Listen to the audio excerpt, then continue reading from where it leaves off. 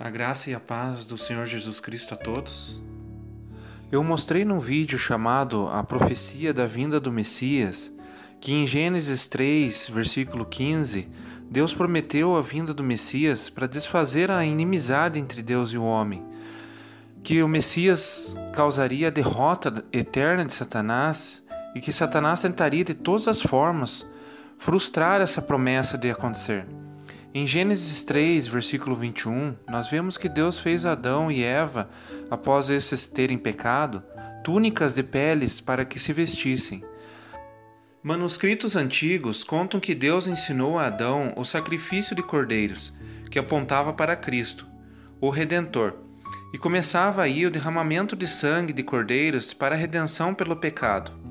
Em Hebreus 9, no versículo 22, está escrito assim: E quase todas as coisas, segundo a lei, se purificam com sangue, e sem derramamento de sangue não há remissão. E isto vem desde Gênesis, no capítulo 3. Vamos ver agora, em Gênesis capítulo 4, uma história de dois filhos de Adão, que muitos conhecem como a história do primeiro assassinato. Mas o que realmente aconteceu na história de Caim e Abel? Vamos ler agora Gênesis capítulo 4, do versículo 1 em diante. E conheceu Adão a Eva, sua mulher, e ela concebeu e teve a Caim, e disse: Alcancei do Senhor um varão. E teve mais a seu irmão Abel, e Abel foi pastor de ovelhas, e Caim foi lavrador da terra. E aconteceu ao cabo de dias que Caim trouxe do fruto da terra uma oferta ao Senhor. E Abel trouxe dos primogênitos das suas ovelhas e da sua gordura. E atentou o Senhor para Abel e para a sua oferta. Mas para Caim e para a sua oferta não atentou. E irou-se Caim fortemente e descaiu-lhe o seu semblante. E o Senhor disse a Caim: Por que te iraste? E por que descaiu o teu semblante? Se bem fizeres, não haverá aceitação para ti? E se não fizeres bem, o pecado jaz à porta, e para ti será o seu desejo, e sobre ele dominarás. Amém? Muitos ensinam que esse foi o primeiro sacrifício a Deus, mas isso não é verdade. Essa história é contada aqui porque é importantíssima. Muitas histórias contadas na Bíblia só foram registradas pela sua importância para chegar até o nascimento de Cristo.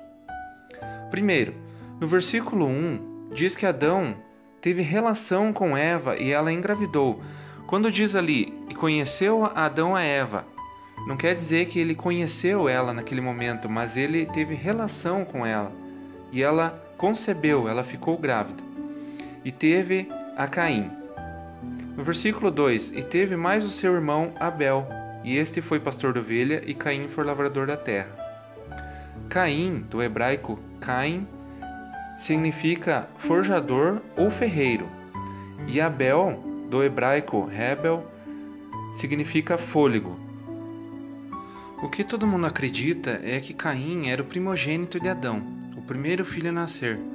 Mas na Bíblia, quando se conta a história de alguém importante, e esse tem seu filho, seu primeiro filho, sempre estará escrito o seu primogênito, mas esse não é o caso aqui. A ordem de Deus a Adão, no caso dos sacrifícios, era que ensinasse seus filhos, e essa ordem se vê em toda a Bíblia. E até aqui, talvez o próprio Adão sacrificasse por seus filhos, como vemos no livro de Jó, no capítulo 1, versículo 5.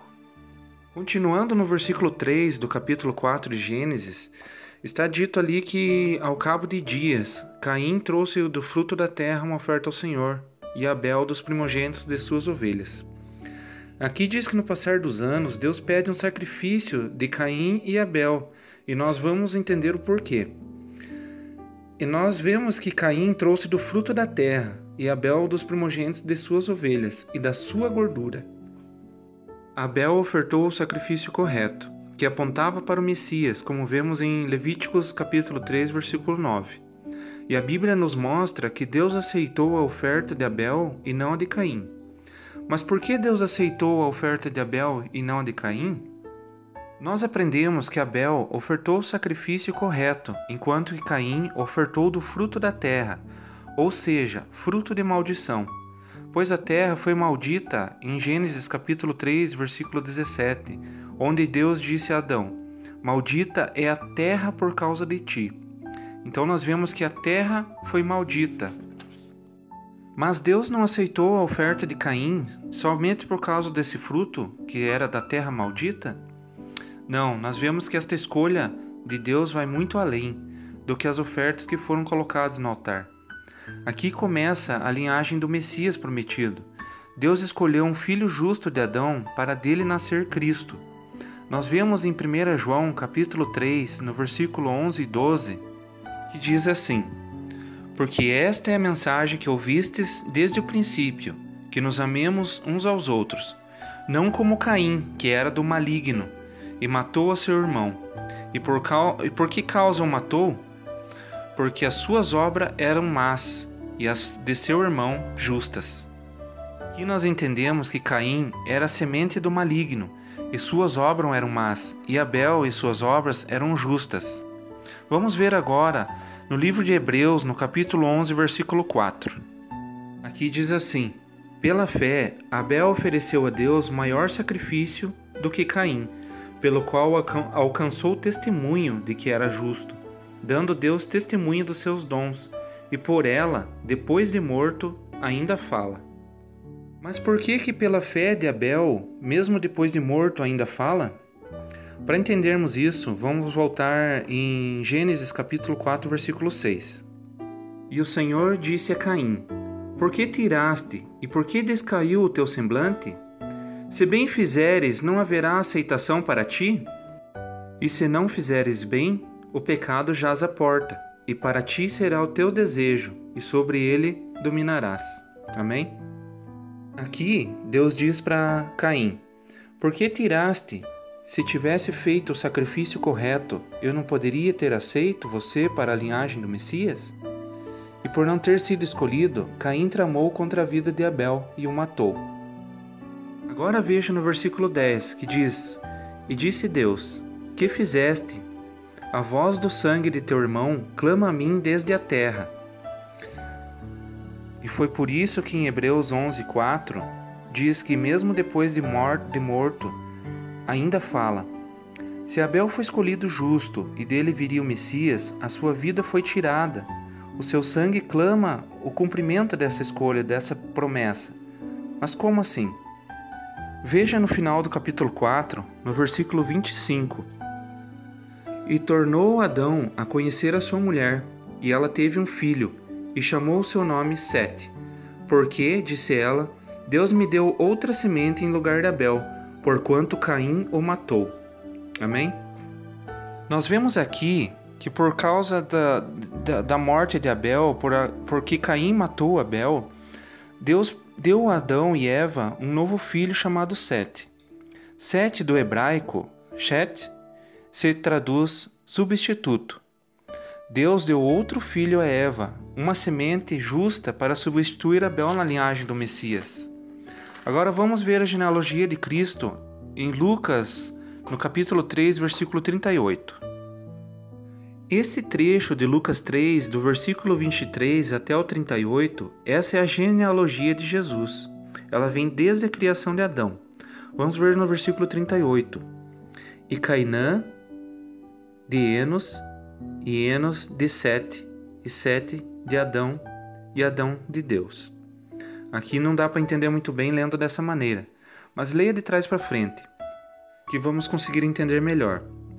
Deus criou Adão. Adão gerou Sete, o substituto de Abel na linhagem do Messias.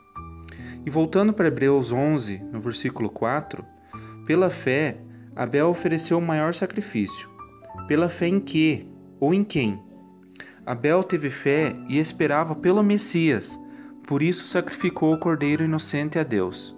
Por isso ele foi aceito, e foi morto, e foi substituído por Sete. Aqui, em Lucas capítulo 3, nós vemos que realmente Sete entrou no lugar de Abel.